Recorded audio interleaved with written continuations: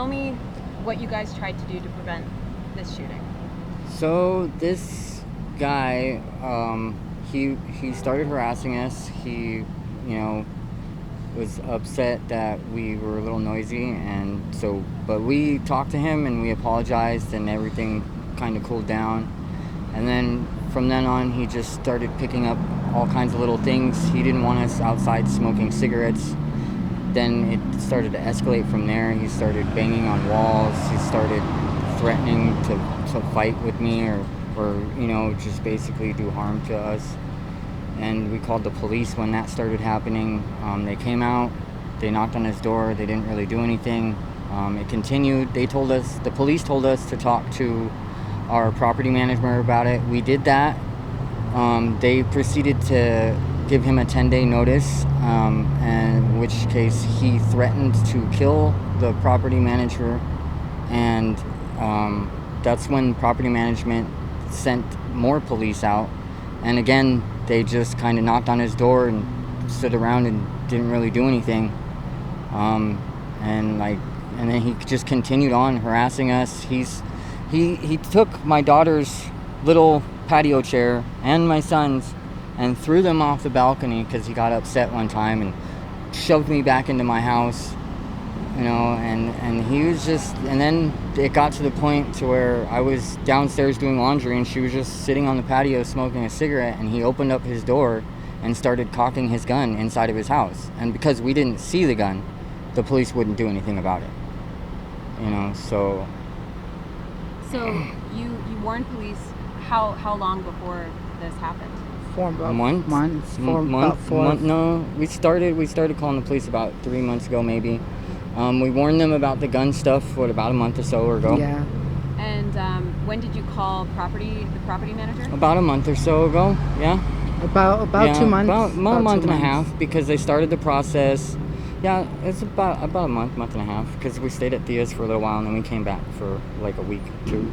So after you called the property manager, you say that the police called and gave him a 10-day eviction notice? No, the property manager called him to tell him that. They basically told him, hey, stop harassing your neighbors or you're going to get a 10-day notice.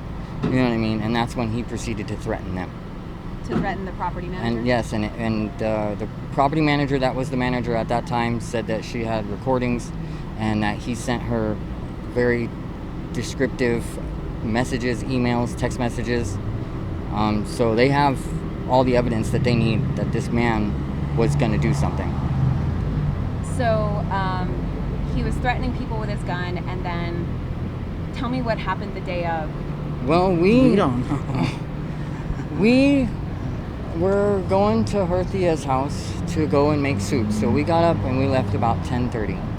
I had just picking up Elijah from work at 5 a.m. He works at McDonald's. He was training to be a manager. I know. So I picked him up at about 5, took his sister home, and we got home around 5:30, and he went to sleep on the couch. I got my daughter up, took her to daycare, and then I got her up, and we tried to get Elijah up, but he didn't want to wake up. He was tired. So we're like, all right, we're going to go to Thea's and make soup. And then we left, and then I got a call. I was at Fry's picking up some more roast for the soup. And the officer asked me if I was home. She asked me if anybody else was home, and I told her yes, that my friend was asleep on the couch. Because I asked her, I was like, why are you calling me? And she's like, shots have been fired. And I knew right away who was shooting. I knew it right away. I mean, this man had been planning this for a while. And I'm pretty sure they have evidence of that too. So what did you see when you got home? Well, I went home today to gather some stuff for my family. And my house is trashed. He punched a hole in the wall from that connects our apartment to his apartment. So he could proceed to shoot everybody in the house. So do you think it was his intention to shoot? It was his intention to kill us. 100%. Because he had been making that hole on his side for quite some time. It was a big hole. It was a good 3 feet. And so when you tried to go into your apartment yesterday, police didn't let you in? They would not let me in, no. They were doing their investigation and scanning the houses and all that stuff. And Can you describe what your apartment looked like? it looks like a war zone. I mean, he shot through the walls. He shot through my living room door. He shot my TV. I have bullet holes in my bedrooms. Pretty much everything in my house has a bullet hole in it.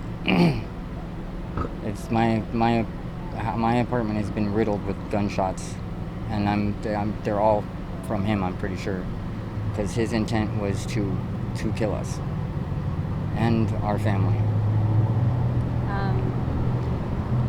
So your friend, I guess, was dead at the scene, pronounced dead? We don't know. Well, yeah, we don't I know don't. that. I'm not sure. They didn't really tell me that.